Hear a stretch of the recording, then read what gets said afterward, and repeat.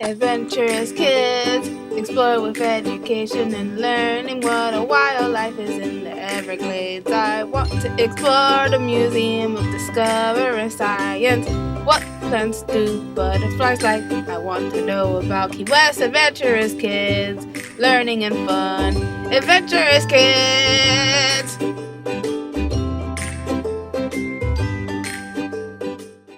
Today I'm going to tell you about the Fibonacci sequence. Hey everyone, today we're going to explore something really cool in math called the Fibonacci sequence. Now don't worry, this might sound like a big fancy word, but it's actually a simple pattern that shows up all around us.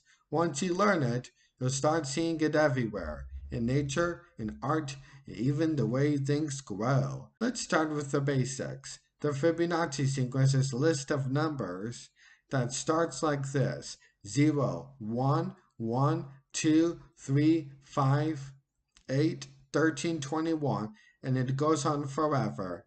Here's how it works. You start with 0 and 1. To get the next number in the sequence, you add the two numbers before it. So 0 plus 1 equals 1, so 1 plus 1 equals 2, then 1 plus 2 equals 3, then 2 plus 3 equals 5, and so on. See the pattern? Each number is the sum of the two numbers before it. The sequence is named after a mathematician from Italy named Leonardo of Pisa, but he's better known as Fibonacci. He lived over 800 years ago. He introduced this pattern to Europe in a book he wrote in 1202, where he used it to solve a problem about how rabbits might multiply over time.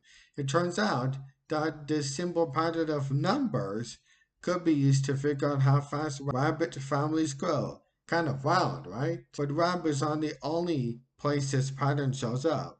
One of the coolest things about the Fibonacci sequence is how often it appears in nature.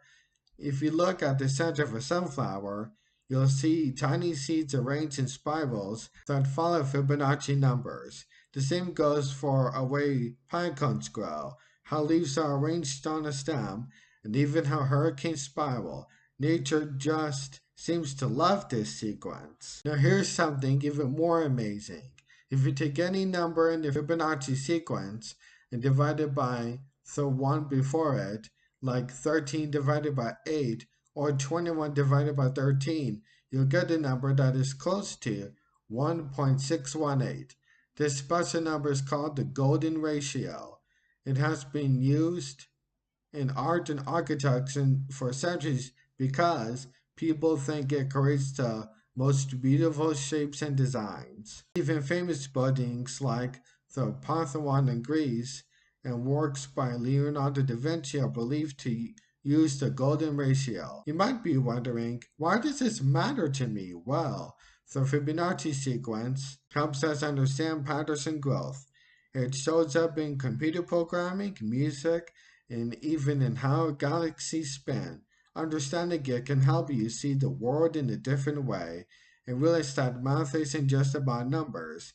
It's about patterns, logic, and the hidden connections in the world around you. Let's take one more fun example. Ever heard of a nautilus shell? It's that spiral-shaped seashell you might find at the beach. The way it grows follows a spiral that matches the Fibonacci sequence. And if you ever drawn a spiral inside a grid of squares made of Fibonacci numbers, like a square of size, 1, then 1, then 2, then 3, and so on, it creates a beautiful sword that looks just like the patterns in those shells. Here's a few more examples of Fibonacci sequences you can find in nature. Many flowers have petals that are Fibonacci numbers. For example, lilies have 3 petals, buttercups have 5, chicory has 21, daisies can have 34, 55, or even 89 petals. This isn't always true for every flower, but it happens often enough to be amazing. Icons have spirals that curve in 2 directions. If you count the number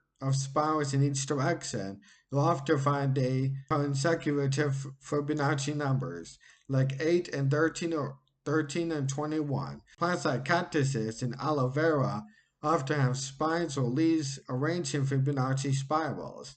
This helps them grow efficiently in tough environments by maximizing space and minimizing shadow. The swirling shapes of spiral galaxies and hurricanes follow a type of spiral that resembles the Fibonacci spiral. These natural spirals are the result of physics, but they follow the same mathematical curves found in Fibonacci patterns. So next time you're outside, take a closer look at a flower, a tree, or even a pineapple.